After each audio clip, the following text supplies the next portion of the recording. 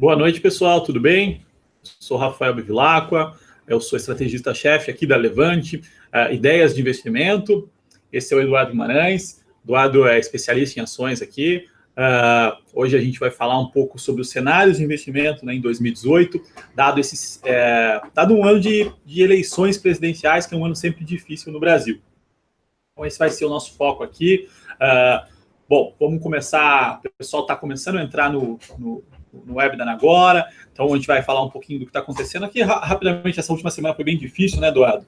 A gente está passando por momentos de volatilidade muito forte no Brasil, mas assim, lembrando que a volatilidade no mercado brasileiro ela é alta, né? Em anos de eleições ela tende a aumentar mesmo, então a gente está começando a sentir já isso, né? Então que comecem a temporada de pesquisas e que vai ter muita turbulência aí, mas a gente vai tentar abordar como ganhar, como ter um bom resultado nos investimentos em cada cenário. Mesmo nos cenários bons e nos cenários ruins, a gente consegue traçar estratégias para a gente ter uma boa rentabilidade. Acho que essa é a ideia. Boa noite, como o Rafa falou, eu sou o Eduardo Guimarães, eu sou especialista de ações da Levante, eu também tenho bastante experiência aí no mercado de planejador financeiro, e a gente vai tentar aqui dar um pouco de ideia de como agir, qual é a estratégia de investimento em determinado cenário, né? E como fazer para ganhar dinheiro. Quer dizer, a eleição presidencial desse ano é a mais incerta dos últimos anos. Eu até brinquei aqui com o Rafael antes de começar, que é mais fácil a gente cravar aqui os 4 semifinalistas da Copa do Mundo do que os 2 candidatos aí que vão para o segundo turno presidencial. Então, acho que essa é uma... Assim, começando a falar um pouquinho de política, né, Rafael? Eu acho que esse ano tem uma chance de 1/3 dos votos ir para abstenção nulo e branco. Então, pode ser que, pela primeira vez lá, desde Collor e Lula em 89, que o candidato que vai para o segundo turno vai com 12% dos votos, 13%, 14%. Então, uma incerteza muito grande e, assim, até curioso, hoje o mercado foi um dia bastante negativo, com bastante volatilidade, o dólar aí chegando nos R$4, a Bolsa chegou a cair 6,5%, e as curvas de juros abrindo. Então, é um momento aí mais delicado, né, Rafael? Mais de volatilidade. E a ideia aqui, a gente vai fazer primeiro uma retrospectiva, vamos dizer assim, como estava o cenário no começo do ano, lá em janeiro, março, fevereiro, que estava uma situação bem mais tranquila, bem menos risco, e o que mudou de lá para cá com esses 2 meses, né, Rafael? Sim, vamos fazer um panorama todo aí. Lembrando que o risco nos últimos anos, a volatilidade, né, sempre a incerteza tem aumentado cada vez mais, né? A gente passou por momentos difíceis desde a última das últimas eleições, e cada vez mais, o dia a dia do investidor local está pautado na política econômica, então isso traz muita incerteza aqui para o investidor local, mas a gente consegue traçar uma estratégia que seja vencedora. Bom, o pessoal já está começando a entrar, vamos começar a falar, né, Edu? A gente teve o ano começou bem, né? Janeiro começou bem. Janeiro foi uma maravilha. Foi uma maravilha, né? A gente entrou, só relembrando, a gente começa o ano com o Banco Central reduzindo juros, a gente tem ainda os juros mais baixos aí da história do país, né? A Selic, da história da Selic, a Selic 6,5%, então a gente estava numa trajetória, o Banco Central cortava juros, estava muito tranquilo, a inflação em baixa, né? A gente vê a inflação está abaixo de 3 ainda, acho que a gente não tem nenhum problema com a inflação, mesmo com essa alta do dólar, vai causar alguma pressãozinha, mas a inflação está abaixo ainda da banda inferior do Banco Central, que é 3%. Isso é dado, existe um desemprego muito alto ainda, então isso não causa pressão do lado de mão de obra. Os preços de energia ali estão sendo reajustados, então não tem algo represado aí, pelo menos no setor de energia, então as coisas estão rodando, a inflação está baixa, com juros baixos. Então a gente entrou em 2018 bem.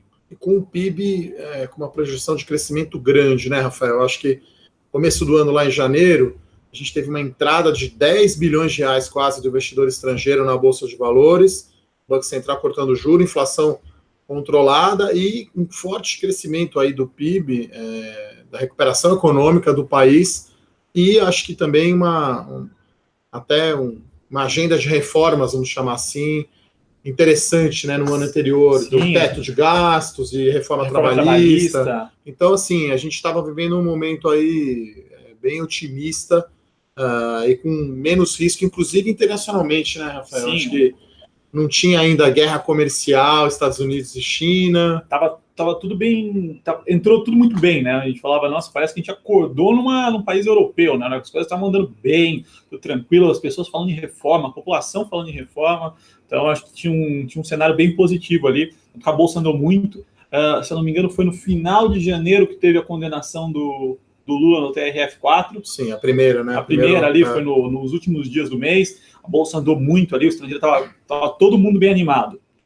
E aí as coisas começaram a dar uma desandada de leve, né? E o dólar era 3,30 ainda, né? Se a gente dólar... voltar, assim, agora está quase 4, né, mas estava 3,30, então as coisas estavam bem comportadas, era um outro cenário. Né? Outro cenário. Então a gente tinha um cenário muito positivo ali, aí a gente entra em fevereiro, umas coisinhas começaram a piorar, né? Principalmente no externo, né? A gente viu começamos a ter aqueles pequenos atritos do Donald Trump, né?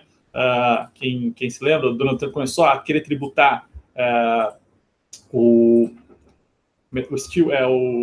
aço e alumínio. Fugiu o nome do aço. Então aí o mercado começou a estressar, começou a ter as guerras comerciais com a China, com outros países, aí começou a ter uma pressão lá de fora.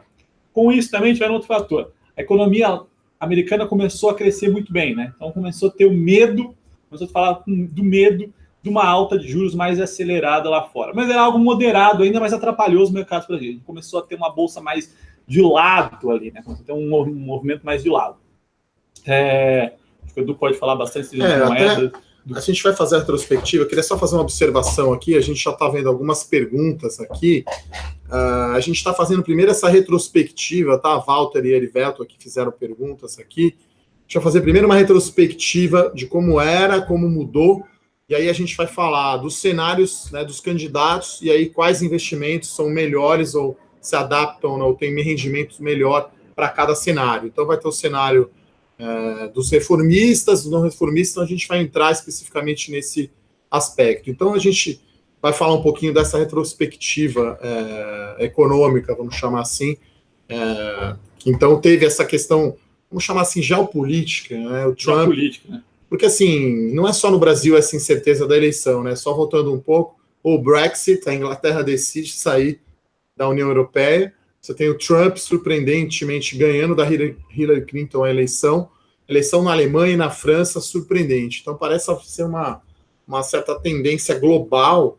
Eu chamaria até um cientista político aí, usou uma expressão, uma classe média descontente, querendo ir contra o status quo, vamos dizer assim. Eu quero mudança, não quero mais os antigos políticos, as antigas situações. Então, isso eu acho que é um ponto bastante importante, como eu disse aqui no meu comentário inicial, da incerteza enorme da eleição. E aí, de lá para cá, continuando nessa questão geopolítica, que jogou o preço do petróleo para cima. Sim, o petróleo andar muito ainda nesse ano. A Bolsa Americana, a taxa de juros americana, aquela grande dúvida, serão 3 ou 4 aumentos, e aí sempre que a taxa de juros americana Treasury, né, Rafael, ela sobe, que aconteceu isso há umas 2 semanas atrás, rompeu aquela barreira dos 3% ao ano, daí você tem um movimento, eu diria, de aversão a risco global. Então, não é só o Brasil que está sendo pressionado a moeda. Não, então... A gente viu muito disso. Aí começou, né? Exatamente. O Treasury sobe, as moedas todas desandam, né? O dólar sobe em todos os países, né? Tive isso no Chile, no México, na Argentina, na Turquia, Rússia, todos os emergentes ali, principalmente os emergentes, sofrem muito, né? Então a gente viu muito desse movimento. Vamos lá, o pessoal já está entrando só para nos apresentar, né? A gente é uma casa de ideias de investimento, ou seja, a gente pensa em ações, em fundos, em títulos para se comprar no momento certo. Então, acho que, para quem não conhece, somos uma casa de ideias de investimento. Nosso business é dar ideias do que as pessoas investirem. Nós somos corretoras em banco. E aí a gente está falando do mercado como um todo, como o Rafael falou. Então, tem ações, renda fixa, pode ser tesouro direto, e fundos de investimento. Então, assim, é o dia a dia, tentar ajudar você aí, investidor, como você vai obter um melhor rendimento ajustado ao risco que você quer correr. Então, a gente é totalmente independente, como o Rafael falou, não temos ligação com nenhum banco ou corretora, e a gente tem os produtos principais aí da empresa, um produto de tesouro direto, um produto de ações, que eu sou o responsável, e um produto de fundos, que é o Felipe, um dos sócios que não está aqui nesse webinar agora com a gente, mas esses são os produtos principais da empresa, e ao longo do tempo a gente foi ajustando, né, Rafael, o perfil. Muito mais otimista no começo do ano, com 10 bilhões de reais de investidor estrangeiro entrando na Bolsa. Agora você viu em maio, o investidor estrangeiro tirou 8 bilhões de reais da Bolsa de Valores no mês de maio. Tá? Então, é complexa a questão de cenário, são muitas variáveis que atuam ao mesmo tempo. Sim. Não dá para dizer por que a Bolsa chegou a cair 6,5% hoje. Não tem uma resposta única, são alguns fatores juntos, e aí cada semana ou cada momento um fator aparece mais que outro. Essa necessidade de ficar olhando o mercado, tentando entender o que está acontecendo lá fora, aqui dentro o tempo todo, tanto no político, dado, econômico, então isso faz parte do nosso dia a dia. Aí vamos voltar, né? No meio de abril, as coisas começaram a desandar, né? Lá fora começou a desandar, a gente viu ataque especulativo nas moedas, né? Turquia, outros países, Argentina, então o negócio começou a ficar feio, dólar começou a andar, começo de maio ali, já foi para 3,60, alguma coisa ficou feia. Com isso, né, aí para agravar tudo isso, tivemos a greve dos caminhoneiros, né? Para quem todo mundo sentiu, né, na pele aqueles dias ali. Dias de Venezuela, né? Foram dias de Venezuela. Ter combustível, ter que ficar em casa, né? E foram o quê? Foram 10 dias parados. Mas não são só 10 dias, né? Para a economia, 10 dias parado é um terror, né? Você acabou com o segundo trimestre. A gente vinha vendo os dados bons ali em abril, os últimos dados de abril saíram, a produção industrial veio muito boa, então a gente estava vendo a economia retomar, e aí a gente teve essa interrupção de maio, 10 dias parado vai ser terrível para o segundo trimestre. No mínimo, assim, fazendo uma conta meio rápida aqui, 10 dias em 90 dias é quase um pouco mais que 10%. Então, é um impacto negativo, inclusive, né, Rafael? A gente já vê o mercado revisando, né, o relatório Focus do Banco Central, o crescimento do PIB já um pouco menor esse ano. Já estava desacelerando um pouco antes da greve, e a greve acho que foi... A greve acabou, né, com a retomada. Então, aquele PIB que a gente ia ter no começo do ano, lá, que a gente estava falando de 3%, 4%, já está muito mais próxima de 2%, né? Então, foi um negócio bem... impactou muito. A economia está retomando agora, né? Você vê, teve caminhão, empresa da indústria sem estoque, voltando a se reabastecer, então o impacto foi grande, e aí, nessas últimas semanas aí, o mercado, um ponto importante, né, foi a decisão do Banco Central. O Banco Central guiou mal, né? A gente até comenta bastante nos nossos... Acho que o mês de maio realmente que acelerou a queda, azedou, vamos chamar assim, um pouco mais a partir de maio, né, Rafael? Que foi o Copom, né? Quer dizer, comenta um pouco sobre isso. O Banco Central, né, vinha, desde a última reunião, guiando o mercado que ia ter mais um corte de juros. E aí, mesmo com as coisas degringolando lá fora, a alta do dólar, uma semana antes da decisão, o Ilan, né, o presidente do Banco Central, foi a público e reafirmou, não, a preocupação deles era com a inflação estava baixa, eles iam cortar juros sim, balizou o mercado.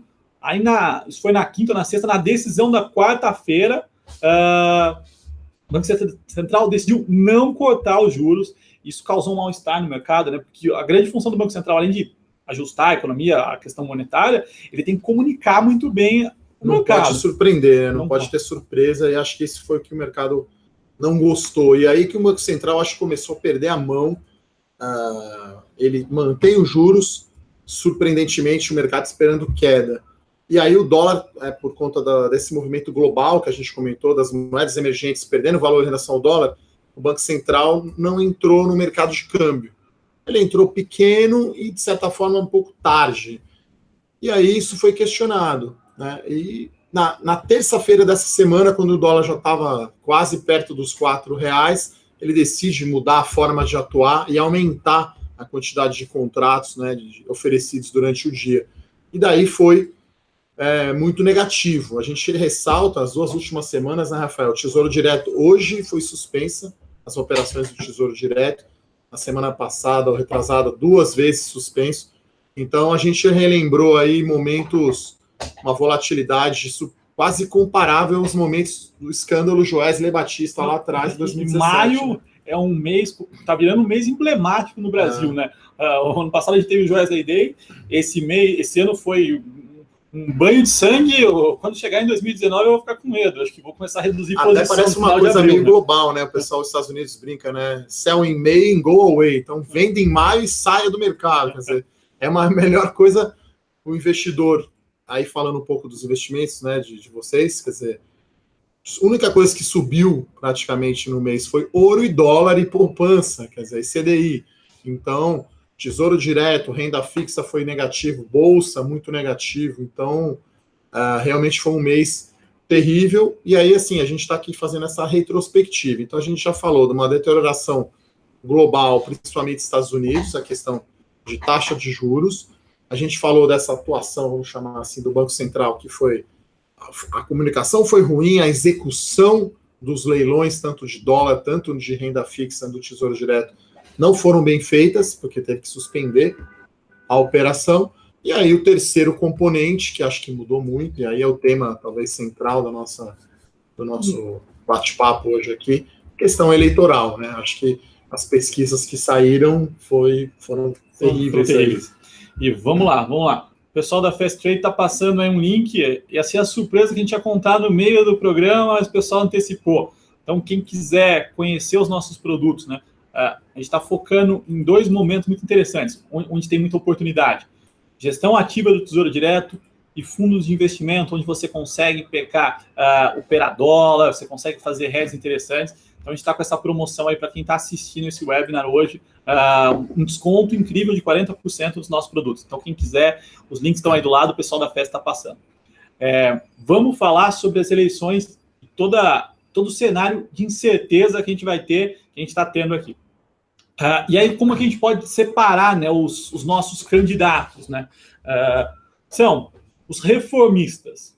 Os reformistas são as pessoas aí que seriam muito positivas para a Bolsa, para todos os ativos, são os candidatos que são responsáveis no sentido fiscal, querem fazer a reforma da Previdência. A reforma da Previdência precisa acontecer, é uma condição necessária para o Brasil continuar, para não ter um problema seríssimo de endividamento. Então, acho que assim, são esses os candidatos comprometidos com uma agenda pró-mercado, privatizações, que é o que vinha acontecendo no ano passado, que o mercado ficou muito feliz a conseguir animar os mercados. Os quase reformistas, né, aqueles que têm um pezinho ali na esquerda, que gostam de um discurso, vão fazer uma reforma ou outra, mas de forma mais modesta, de uma forma mais maquiada, de repente uma privatização é uma concessão, mas vão fazer alguma coisa assim, que podem ajudar o mercado, de acordo com o que acontecer, e os não reformistas são aqueles que acham que as reformas não ajudam o Brasil, que querem partir o Venezuela mesmo, sabe? O Brasil não precisa de reforma da Previdência, o Brasil não precisa nada. O Rafa está falando das reformas aí, no caso, teto de gastos e a continuidade, na minha opinião, que é a reforma da Previdência. Então, o governo Temer acabou abreviando, vamos dizer, a sua carreira de reformas por conta do evento Joesley e por essa atuação desastrosa na questão da greve dos caminhoneiros. Então, a reforma, o que falta ser feita, a Previdência, a principal, ficou para o próximo presidente. Tá? Então, a gente tem claramente os candidatos, né, que são favoráveis à reforma, e você pode começar falando, o Geraldo Alckmin, obviamente, é um deles, o Henrique Meirelles é outro, e Rodrigo Maia, acho que esses são os 3 candidatos aí mais, vamos chamar assim, pró-mercado. Pode pensar também até o Flávio Rocha, mas aí são os pequenos, né? O Flávio Rocha, o Dória, Novo, o Amoedo. Então são candidatos aí que sabem da necessidade das reformas, né? A questão da reforma no Brasil, a reforma da Previdência, que tem que ser discutida com as pessoas, não é se você quer ou não a reforma da Previdência. A discussão é a seguinte: o que você tem hoje que está prometido, não é, aquilo lá no futuro não existe. Ou você vai ter 70%, ou você não vai ter nada. Né? A discussão tem que ser muito mais essa, porque a Previdência, da forma que existe hoje, daqui a 20 anos, não tem a menor capacidade de acontecer. E fazendo até um parênteses, né, Rafa? Hoje as curvas de juros, a inclinação da curva, que a gente chama, né? A diferença entre o juro curto e o juro longo, 300 pontos, 4 pontos percentuais. Então, é o mercado não acreditando que o governo brasileiro vai conter a sua dívida e vai fazer as suas reformas. E aí, não é só tesouraria de banco peitando o Banco Central no câmbio, mas é os agentes de mercado como um todo não acreditando que o governo vai fazer a sua lição de casa. Por quê? E aí acho que isso foi o que mudou, né, Rafa? Acho que foi a mudança mais drástica, talvez, do começo do ano para cá.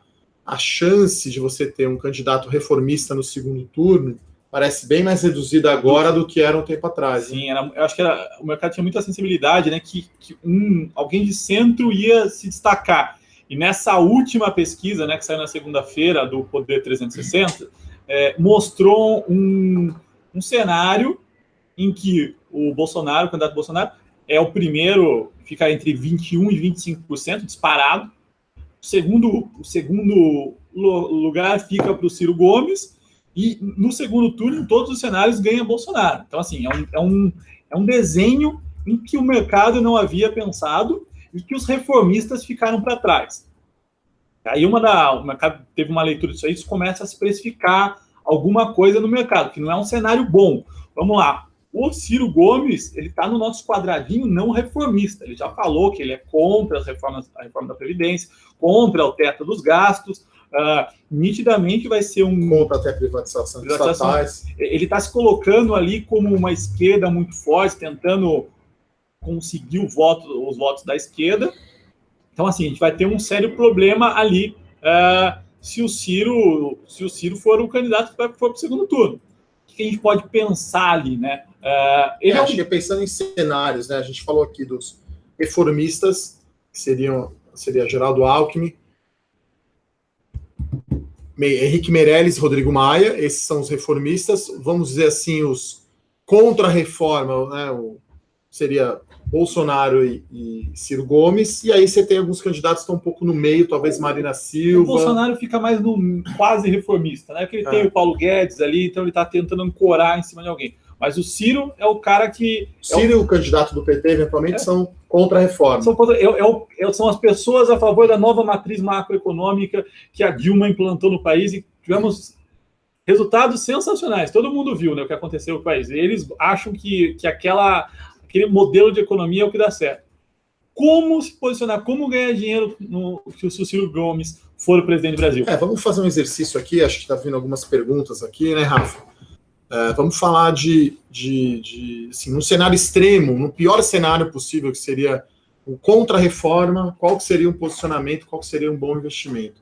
Vamos lá. O candidato do PT... E aí, pessoal, só lembrando aqui, o nosso julgamento aqui é econômico, tá? Não é político, não sou a favor desse ou daquele. Raciocinamos, entendemos o mercado para ver para onde os ativos vão, caso um candidato X ou Y ganhe. No caso do Ciro ou do candidato PT, a gente vai ter uma forte alta do dólar. Eu acho que o dólar continua, não vai ficar nesse patamar de 4, não. Vai ter fuga de estrangeiro, o local vai começar a ficar, o nível de risco vai aumentar muito, então a gente vai ter um cenário negativo aí com esses possíveis antirreformistas. Vai ter alta da Selic, né? Vai ter alta da Selic. O mercado hoje precifica, de certa forma, um aumento da Selic de 2 pontos, né? Se o juro continuar desse jeito, o Banco Central vai precisar aumentar a taxa de juros. Então, uma possível aí, uma alternativa de investimento para esse cenário mais pessimista é a maior parte em pós-fixado, em CDI, que aí o juro vai subir e aí o risco é menor, você não perde. Quer dizer, quem tinha um CDB lá do Banco Itaú no mês de maio não perdeu dinheiro. Não. Quem tinha Tesouro Direto perdeu, quem tinha fundo multimercado perdeu, fundo imobiliário, ações. Então a gente vê essa carteira mais extrema, né, Rafael? Eu diria, tem que ter uma boa exposição a dólar.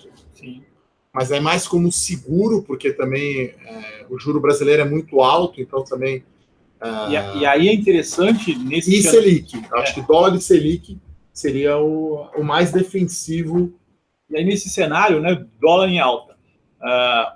Às vezes o momento de ficar comprado só em dólar não é tão bom. O legal é você conseguir pegar um fundo ativo, um fundo que opere muito bem moeda, que consiga fazer isso para você. Então você tem, em geral, fundos muito bons, né, multimercados, que são muito focados em moedas. Então vocês vão ter 3, 4 gestores ali olhando para moedas e conseguindo pegar essa alta do dólar de uma forma muito mais eficiente do que uma pessoa física comprado ali, simplesmente levando formas mais baratas a gente, esse assunto, o dólar em alta é o tema que a gente tem escrito aí nas últimas 2 semanas. Então, eu escrevi um relatório sobre ações. Então, é possível, não sei se vocês conhecem, é um ETF, é um fundo, chama IVVB11. Você compra a Bolsa Americana, o Standard & Poor's, aqui no Brasil, comprando um lote apenas R$100. Então, não é para investidor qualificado, você pode comprar na Bolsa como se fosse uma ação, e daí você está comprado em Bolsa Americana, você não está correndo o risco Brasil, e você está comprado em dólar. Então, mesmo em ações, você tem essa alternativa de você investir em Bolsa Americana. Então, a gente falou aqui, vamos ficar comprado em dólar. Como fazer isso? Né? A melhor forma, eu entendo, é comprando ações de tecnologia, por exemplo, de Bolsa Americana, de Google, Netflix, Facebook. Se bem que Facebook também teve lá um escândalo grande lá das informações. Então, mas Google, Apple, grandes empresas americanas, você consegue comprar aqui. E a gente também, no nosso produto de fundos, como o Rafael comentou, temos esses fundos que você aplica aqui, não é para investidor qualificado, e que você opera moeda, basicamente dólar. Então, se o dólar subir, você vai se beneficiar, você vai ter ganho nesse tipo de investimento. Então, são duas coisas, duas formas concretas para você investir em dólar. Aí vem uma outra pergunta, que se o dólar já subiu muito, quer dizer, é muito difícil saber, num ano eleitoral, principalmente uma eleição extremamente incerta, como eu falei, mais fácil cravar a semifinal da Copa do que os candidatos. R$4 é muito, é pouco? Num cenário Bolsonaro e Ciro, 4 parece baixo, né? 4 é barato, né? 4 a gente brinca, a gente toma, a gente investe. Porque e a Bolsa, né, se você pensar, naquela época que estava Dilma, em que as empresas públicas eram usadas de forma pública, né? Eram funções do governo ali. Você viu o Banco do Brasil sendo utilizado para dar crédito, para estimular a economia, para pessoas que não poderiam receber crédito, não você viu o endividamento subir, a inadimplência subir. Então, esperado um Ciro Gomes, a gente tem que esperar mais ou menos um cenário como estava a Dilma ali. Aquela coisa, bolsa derretendo, as empresas públicas bem mal tocadas ali, sem função mesmo, muito mais função política. Então, ali é para esperar a bolsa para baixo, dólar para cima, os juros para cima e tentar se posicionar num fundo, tentar escolher o título certo ali, focado na Selic. Então, acho que esse seria o cenário. Porque depende muito também do prazo, né? Que eu estou falando aqui com o chapéu de um planejador financeiro, né? Então, depende daquele dinheiro seu do curto prazo ou do longo. Quer dizer, eu olho o mercado hoje pré-fixado, Tesouro Nacional, LTN, pagando 12% em 2025, eu acho parece muito atrativo o risco-retorno, porque talvez mesmo num cenário extremo aí de não reformista, quer dizer, eu não vejo um cenário Brasil quebrando, um cenário PT, Dilma. De novo, a gente faz a observação, estamos falando do aspecto puramente econômico e não político aqui, não importa em quem eu e o Rafael votaremos, e sim a gente quer saber como investir dado o cenário. Então, 12% o título do Tesouro Nacional me parece excelente. Uma NTNB, né, inflação IPCA mais 6 quase, Rafael, quer dizer, se você olha aqui um horizonte aí, vamos dizer, 2035, 6% ao ano acima da inflação, parece ser um rendimento, assim, excelente, pensando na minha aposentadoria, na tem sua... Tem coisa interessante ali na sua. Agora, qual que é o risco? Acho que aqui um dos participantes comentou isso aqui no chat. O Tesouro Nacional, perdeu 3% mais ou menos em maio. Se você pega lá o IMA, que é a cesta das NTNBs, ele teve rendimento negativo. Mas o que é isso? Isso é uma marcação a mercado. Se você fosse vender o título hoje, você perderia. E por que a renda fixa está perdendo? Né? Vamos dar um passo atrás. Por quê? O juros está subindo agora. Então, 11 era bom mês passado, agora está valendo 12. Então, esse 11 no relativo fica pior. Agora, se você mantiver esse título até o final, você não perde. Então, essa carteira, vamos dizer, para fechar essa primeira estratégia, vamos dizer, de investimentos, se for o pior cenário, de zero reforma, é bastante exposição a Selic, porque aí é juros pós-fixados, então, eu não sei que ponto que o juro vai subir, pode ir para, não sei, 8, 9, Então você não perde, você tem liquidez, alguma exposição a dólar e fundos de investimento. Eu sempre ressalto, Rafael, diversificação. Acho que o nome do jogo é diversificação. Saber o momento de entrar e sair. Vamos lá. Agora vamos falar para os quase reformistas ali. Até eu vou aproveitar nesse momento para falar do Antônio Gomes ali, falando uma questão. Eu não acredito que Jair Bolsonaro seja antirreformista. A gente não colocou ele como antirreformista. Ele está no meio, ele é um quase reformista. De fato, ele escolheu ali o Paulo Guedes, que é um liberal, para ser o responsável pelo plano econômico dele. Então, vamos pontuar muito bem. Ele escolheu um cara muito, muito liberal e que agradaria o mercado, sim. Mas aí vamos pontuar os pontos, né? Qual seria o problema ali? O próprio Jair Bolsonaro, na última das últimas votações dele, toda a reforma ele votou contra. Ele foi uma das pessoas que brigou contra a reforma da Previdência no passado.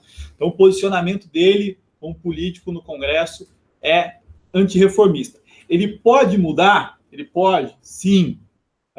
Mas aí, onde nós vemos o problema? Onde está o problema, né, no caso dele? Ele é o cara que disparou, ele tem um cara liberal com ele, mas o mercado assustou. Por quê?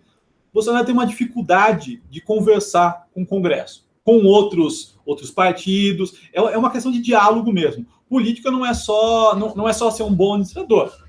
É uma questão de governabilidade, né? Talvez assim o Bolsonaro possa ser o novo Collor, né? Quer dizer, pode ser que ele ganhe a eleição até com bastante votos aí no segundo turno, mas se depois ele não conseguir governar, acho que esse é o problema. Né? Esse é o problema. Você vai ter que chegar no Congresso e falar com 500 deputados, 100 senadores e convencer todo mundo. E vai ser na conversa, né? Isso, você tem que ter um diálogo com todo mundo. É aí onde está o problema. Se ele ganha, mesmo com um cara reformista, ele não consegue dialogar. E aí, a gente já viu o que aconteceu quando o Eduardo Cunha travou o Congresso. O país trava tudo. Então, a gente teria um problema sério de governabilidade com o Bolsonaro. Ele é reformista? Mas é um cenário um pouco complicado, principalmente na questão de governabilidade. Pode ser que ele não termine o mandato, dado essa dificuldade que ele tem ali como pessoa. Então, a gente tem que pontuar muito bem. É o cenário ali onde o mercado vai estressar por essa razão. Uma das visões também que o mercado olha muito, ele pode ser um Levi. O Levi era um liberal, o mercado adorava o Levi, mas ele não pode... Levi era o secretário, ministro da Fazenda da Dilma cortando gastos. Porque assim, a orientação política agora mudou, né? A gente não está falando mais de esquerda, direita e centro. Agora é contra a reforma, a favor, e aí tem um grupo que está nesse meio, né? Não é nem contra e nem a favor. Fica, né, meio nesse meio. Então a gente dividiu os candidatos em 3 grupos. Então a gente colocou bem claro Ciro e candidato do PT contra a reforma, talvez para o mercado o pior cenário possível, né, um cenário com dólar e juros mais alto e dívida pública explodindo e previdência talvez colapsando. Daí você tem na outra ponta, no limite, o Geraldo Alckmin, que seria o mais favorável, aí tá Henrique Meirelles e Rodrigo Maia, os mais favoráveis à reforma.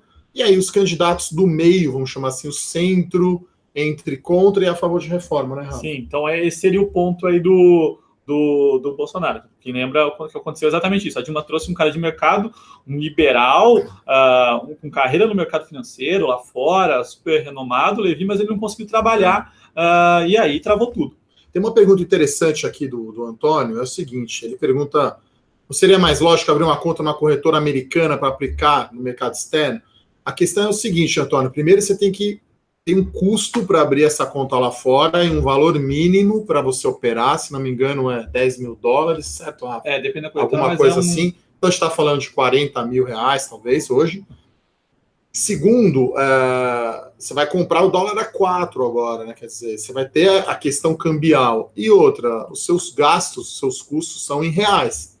Então, dependendo do patrimônio, pode ser o caso, você tem um patrimônio grande, daí você manda uma parte para o exterior.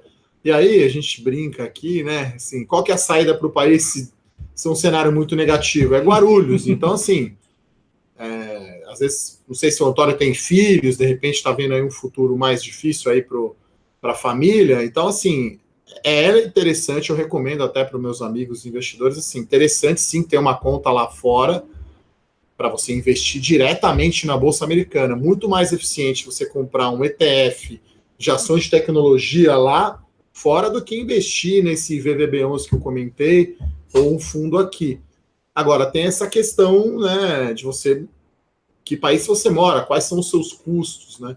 Porque, como eu disse, o dólar, você pode usar ele como hedge, né, como seguro.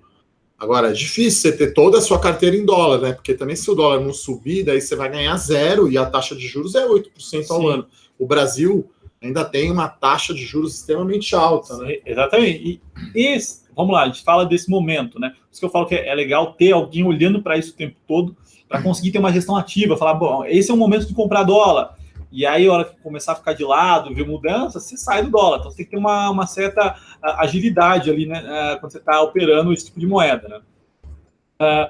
Mas, por exemplo, agora a gente vai falar dos reformistas. Os reformistas perderam a força aí na última pesquisa, mas não decolaram, né? Não decolaram, assim. Mas um ponto que eu chamo a atenção é também para essa pesquisa nova.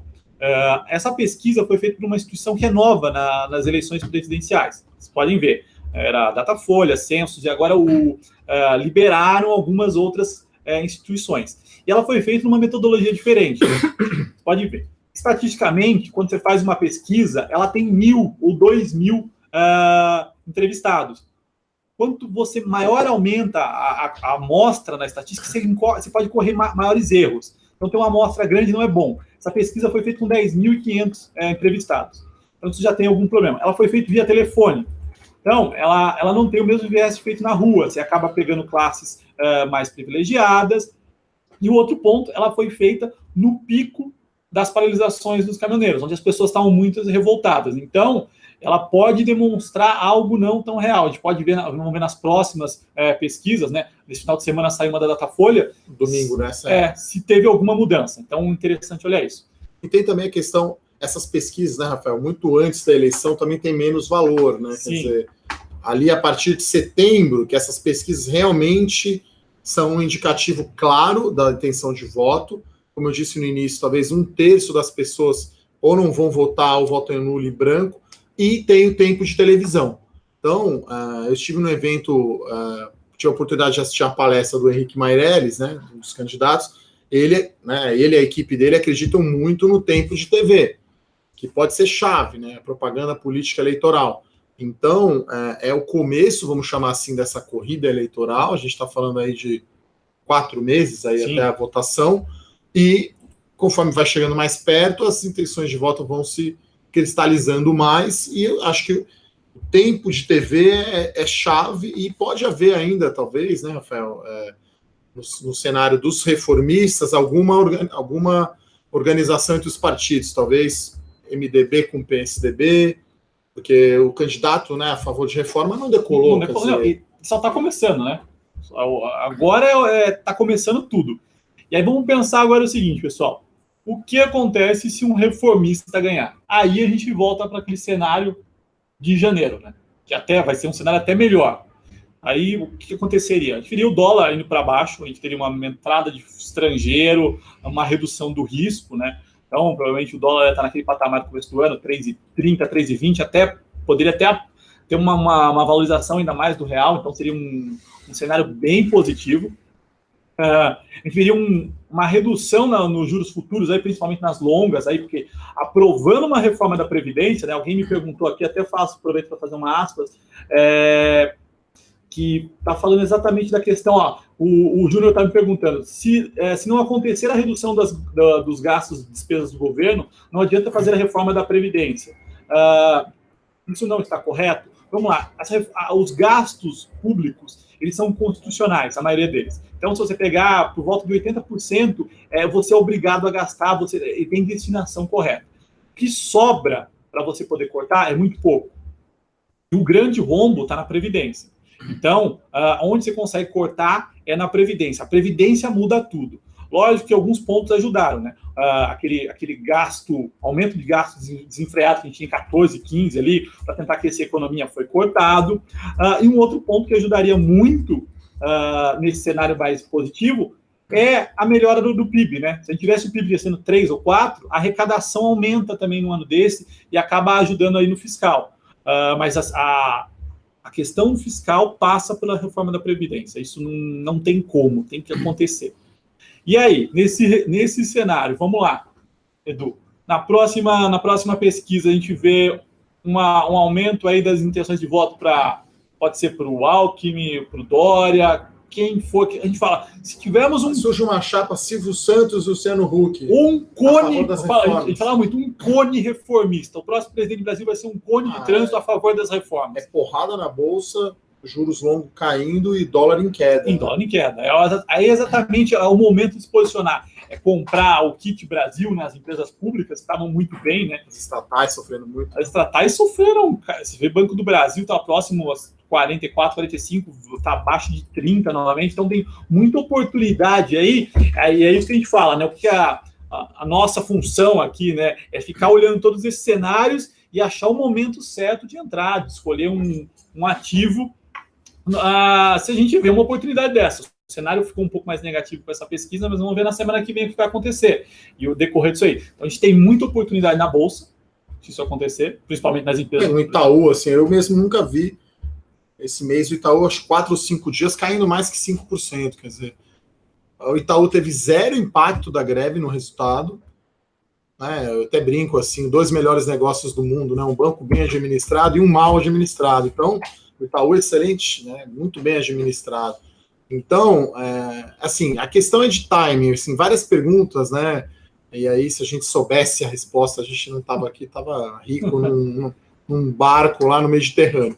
Brincadeiras à parte, né? Parece topo agora a LTN a 12, mas pode andar mais, quer dizer, aqui é uma questão de prazo. Até tem uma outra pergunta também, do Júnior, quer dizer, se você comprar a NTN hoje a 12 e amanhã for para 13, e se você vender amanhã, você perde. Então, é muito importante ter em mente, quando você vai investir em tesouro direto, em renda fixa, primeiro que o ideal é você ficar pelo menos 2 anos, senão você vai pagar mais impostos. Se você ficar 2 anos, vai pagar imposto de renda de 15. E se você ficar até o vencimento, você não vai perder. Acho que isso é bastante importante. Então, assim, tem que ter uma diversificação de ativos. Então, eu iria em pré, eu iria em NTNB.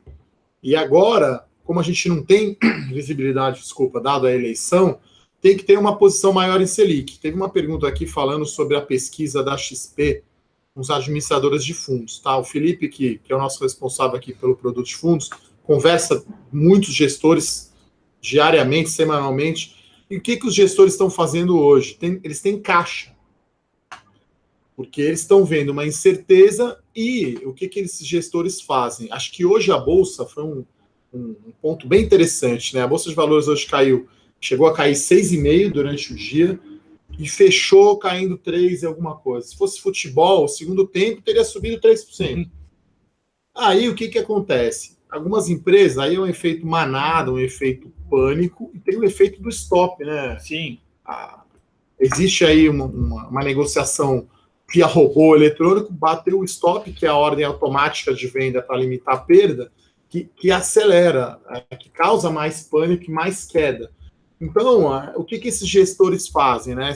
O investidor inteligente, estamos falando aí do sábio de Omaha, Warren Buffett, ele tem lá muito dinheiro, ele está feliz. Se ele fosse brasileiro, hoje ele estaria feliz da vida que caiu 6,5, porque ele teria caixa e teria comprado mais ações. Então, a decisão, né, de comprar ou dólar, ou pré, ou NTNB, ou até mesmo bolsa, ela vai passar muito pelo prazo que você tem para esse recurso e o grau de incerteza. Então, mesmo se você achar que vai ganhar um reformista, se a incerteza for muito grande, então tenha CDI. E aí você pode fazer operações pontuais, né, como a gente brinca, fazer um médio. Então, nesse exemplo aqui da LTN, da pré, eu comprei a 11, comprei a 12, comprei a 13, e daí você vai ter um rendimento maior, e se você mantiver o seu vencimento, não vai perder. Sim, tudo isso a gente fala muito dentro do produto Tesouro Direto. Então lá a gente escolhemos o percentual adequado para uma carteira média ali, e aí, em momentos bons, a gente consegue aumentar e reduzir. Então, isso tudo lá a gente tem cada 15 dias a gente acompanha o que está acontecendo no mercado, na economia e dá as recomendações. Pessoal, hora de é importante, Rafael, você falar do Tesouro Direto, você fez um estudo, né, um levantamento, que é a melhor aplicação financeira dos últimos 10 anos. Exatamente. A gente pegou aqui nos últimos 10 anos o rendimento de bolsa, do CDB, de poupança, e a gente viu dólar, e o melhor rendimento foi estar em Tesouro Direto. Então, quem quiser dar uma olhada nisso aí, se cadastra aí para receber o conteúdo da Levante. Vamos lá, mais uma pergunta aqui. O Erivalton está perguntando qual dos candidatos hoje tem o perfil que mais agradaria o mercado, levando em consideração posicionamento liberal e possíveis privatizações. Bom, vamos lá. Eu acho que assim, hoje qualquer candidato reformista agradaria o mercado. Mas vamos lá, algumas coisas assim. Eu acho que alguém com viés do não político, né, da história do não político. Então, por exemplo, eu acho que um Meirelles ou um Dória, que são mais novos na questão política, aí não é um profissional como o Alckmin ou, sei lá, o Serra, mesmo o Serra nem está nessas, mas seria até interessante para o mercado. O mercado olharia com bons olhos. Mas isso seria, essa pergunta eu estaria respondendo se tivesse perguntado em janeiro. Hoje, qualquer candidato que queira fazer reforma da Previdência, que queira ter uma agenda liberal, vai ser muito bem visto pelo mercado. Até o Silvio Santos, né? Silvio Santos, o vice Luciano Huck. Huck vai ser uma maravilha, o mercado vai aclamar. Né? O James perguntou assim, é hora de preservar a capital e entrar quando a Bolsa bater nos 60 mil pontos. Bom, vamos lá. Eu acho que é hora de ter caixa é importante, né? O caixa é investimento. E monitorar como é que o mercado vai se comportar. Se as próximas pesquisas vão indicar que esse cenário da última semana é de fato o que vai acontecer, tem mais espaço para cair e aí sim recomprar se as coisas mudarem. Ou não, né? Ou de repente fazer um short mesmo. Então, eu acho que isso é muito dia a dia, que acompanhar de fato o que vai acontecer. Isso depende dos próximos passos. Eu não sei no caso aí do James e dos clientes em geral, né? A gente fez essa retrospectiva aí do começo do ano para agora. Qual que é a conclusão? O risco está mais alto. Então, tudo mais constante, você deveria diminuir um pouco a exposição a risco. Talvez diminuir ações, diminuir multimercado e aumentar a Selic, para você ajustar para essa nova normal ou nova realidade. A gente está falando aí de um mês que só teve notícia negativa. A gente nem falou aqui da saída do Pedro Parente da Petrobras, né? A Eletrobras não vai ser privatizada. Então, assim, Petrobras, assim, um risco enorme com essa questão política da política de combustíveis, né, da estatal. Então, a conclusão é, de 2, 6 meses para cá, o risco aumentou muito, vale a pena você diminuir. Agora, não vamos ficar para sempre assim, com baixo risco. Quer dizer, também se você tiver 90% em Selic, né, Rafael, também não vai dar dinheiro. Não vai dar dinheiro, exatamente. Então, assim, o que os profissionais aí de fundos fizeram? Isso a gente fez a nossa pesquisa aí, conversando com os gestores. Diminuiu o risco. Fez caixa. Então, os fundos aí devem ter talvez algo como 25%. Fundo de ação em 20%, 25% em dinheiro, em Tesouro Selic, em LFT. E aí, hoje, é o que eu estava falando, a ação, a bolsa estava caindo 6,5%, começou caindo 3%. Pareceu muita compra. Aí aparece compra, você vê ali, igual agora, vamos dizer, descontraindo um pouco, falando de Copa do Mundo, se aparece a camisa da Nike amanhã da seleção na promoção, que perdeu o primeiro jogo, por R$100, vai vender bastante camisa, mesmo tendo perdido o primeiro jogo. Claro que essas coisas não são tão simples assim, talvez, quanto o futebol, mas hoje a gente já viu algumas ações que tinha muito comprador para aquele nível de preço. Uma CVC, por exemplo, que eu brinco que quando o dólar está alto, vende muito pacote para Nordeste, para Caldas Novas, para viagens pelo Brasil. Dólar baixo, vende Miami. Então, é uma empresa, me parece, que ganha nos dois cenários. E hoje caiu 12%. É uma empresa bem sólida, líder de mercado. Então, claro, cada caso é um caso. Mas acho que chega a hora que alguns ativos começam a valer a pena. Eu, particularmente, gosto da pré-12. Agora, pode sim, talvez, num cenário bem extremo de Ciro Gomes eleito, voltar aos 16%, que foi na época. Na verdade, na Dilma chegou a 18, né? Sim, chegou a 18. Então, até voltando aqui, alguém falou, o que vocês estão propondo é um cenário binário. Não, quem estava falando aqui, explicando era como é que seria o cenário para cada candidato, né? Como é que está a nossa cabeça? Eu acho que assim, as coisas pioraram um pouco, mas eu não vejo essa pesquisa de hoje, dessa semana como realidade. Não acho que seja, não acho que é o cenário mais provável. Acho que as reformas que aconteceram nos últimos anos no Brasil, o impeachment da Dilma, a crise econômica trouxe para as pessoas, para o dia a dia, uma importância muito maior das reformas, né? Então a gente viu, mesmo quando a gente falava das reformas, da reforma trabalhista, a gente não via pessoas na rua, as pessoas hoje sabem da importância da privatização, das privatizações, então isso era um mito no país, não podia falar de privatizações. A gente nem falou também aqui de Lava Jato e do ex-presidente preso, então assim, um dos nossos participantes aqui comentou, nada mudou? Não, mudou bastante, então teve teto, algumas reformas passaram, então assim, acho que a situação é muito diferente do que era, a gente fez a retrospectiva, né, Rafa, só do começo do ano para cá, mas se pegar a época da Dilma, quer dizer, essa situação hoje é muito melhor do que antes do impeachment. Né? Sim, não, exato, e não, acho que o cenário base que se desenhou nessa pesquisa não é esse, mesmo que a gente está muito longe, os candidatos de centro não estão aparecendo ainda, eles estão tentando se articular, não tem TV, a pesquisa também não é das mais puras no sentido estatístico, então não achamos que seja isso, não. Senão a gente estaria mandando vender tudo, né? E também, assim, como a gente fez essa retrospectiva de cenário, a pesquisa eleitoral responde parte da deterioração do mercado, mas uma parte da conta vai para o Fed americano, a taxa de juros subindo, o dólar se valorizando, o Banco Central brasileiro aqui não atuando bem no câmbio.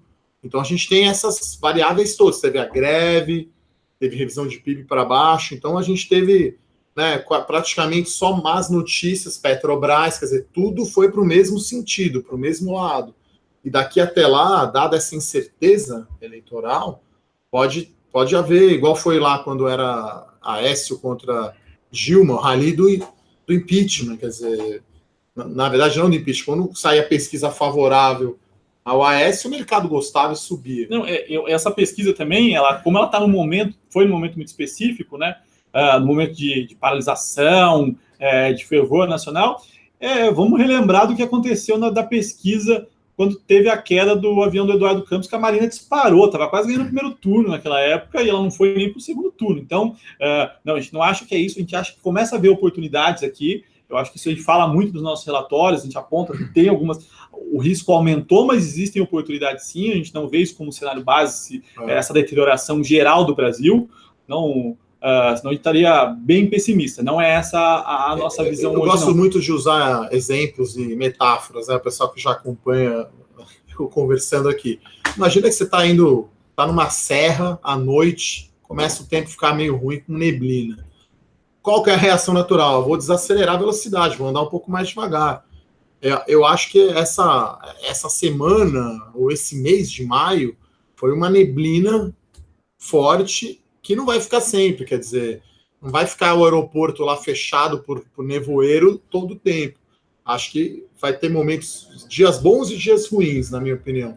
E aí o que a gente está dizendo aqui é isso, que de 2 meses para cá, o risco aumentou, é a neblina, vamos tirar um pouco o pé. E o que é tirar um pouco o pé? Talvez ficar em Selic, talvez ficar fora do mercado, quer dizer, imagina quem talvez vendeu ações da Petrobras quando o Pedro Parente saiu, e está lá com o dinheiro parado na conta. E aí, compra o pré, se ele esperou uma semana, teria ganho mais 1%, quer dizer. Então, acho que a questão do timing é bastante importante, eu acho que hoje, no mercado em geral, foi uma aula sobre risco. Né? Foi uma aula sobre risco, exatamente. Eu até estou falando que a questão do mercado é um pouco soberano, né? Em relação a se sobe muito, é porque vai entrar um reformista. Eu passei por... Nossa, na última eleição, minha carreira foi sobre gestão de fundos, né? Então, eu fazia gestão e era o trader de fundo multimercado. E a volatilidade que tinha na última eleição, dado pesquisas que saíam, às vezes pesquisas encomendadas por fundos, por pessoas do mercado financeiro, que traziam uma volatilidade muito grande para o mercado. Então, saber ali... ter um cenário base e falar, eu vou seguir esse cenário durante esse período, é importantíssimo, entendeu? Então, o que a gente vê, a gente não vê esse cenário de deterioração gigantesco, a gente vê o risco aumentou um pouco, sim, começam a surgir oportunidades de compra, como a gente falou, mas isso vai ser um monitoramento constante até outubro, isso não tem como. Isso que a gente fala muito, né? Hoje, duas coisas interessantes que a gente consegue ver. Tem muito dinheiro na mesa no Tesouro Direto, em alguns títulos, então saber ali fazer escolher o vencimento correto, o mix correto, é muito importante para a gestão. Inclusive, tem muito fundo multimercado que faz só isso. Então, até, enfim, a gente tem o nosso produto de gestão ativa de Tesouro Direto, mas também nos fundos temos recomendações de fundos que operam moeda, operam taxa de juros. Quer dizer, você vai contratar um especialista que só olha esse mercado. Então, assim, bato na tecla novamente da diversificação de ativos, de expertise de gestores, quer dizer, isso é extremamente importante, né? Você não depender só de uma estratégia ou só de um tipo de ativo. Sim, exatamente. Vamos lá, vamos voltar às perguntas aqui, que a gente respondeu algumas, outras não. Eu vou fazer uma observação aqui, tá, sobre a poupança, tá? A poupança a gente não recomenda, porque hoje, nesse nível de Selic, a poupança rende 70% da Selic mais TR, tá? Então, ela não dá nem 4%. Tá, o CDI hoje, se você tivesse um fundo DI que renda 95% do CDI, um fundo com baixa taxa de administração, já ganharia da poupança, tá? Então a poupança não é um bom investimento, apesar dos brasileiros terem muito dinheiro ainda na poupança. A gente até faz campanhas aqui, um dos outros produtos nossos é o Investidor Inteligente, para tirar esse recurso da poupança que rende muito pouco e tentar ter um ganho maior, por exemplo, em crédito privado, que a gente não falou aqui, que paga um pouquinho mais. Você tem uma debênture incentivada, por exemplo, que é isento de imposto de renda. Então, você tem em CDI, em Selic, alternativas mais interessantes. Sim, até Bom, alguém falou aqui, mas Dória é candidato a governador. Nessa semana, eu tive conversa com várias pessoas ligadas a Brasília para tentar discutir cenários e tudo mais. A gente faz muito disso no nosso dia a dia, né? Para falar com pessoas que estão no meio lá. E assim, tá ocorrendo algumas conversas, sim, para o centro tentar se articular, e uma das possibilidades é que ele saia como candidato a presidente. É uma possibilidade. Lembrando aqui, pessoal, eu estava falando com o pessoal de tecnologia, e vamos conseguir, a gente falou, esse código aqui a gente vai conseguir manter até amanhã, meio-dia, tá? Então, quem está assistindo depois aí, não está vendo ao vivo, amanhã até meio-dia a gente vai conseguir dar esse desconto de 40%. Bom, deixa eu ver se tem mais perguntas aqui.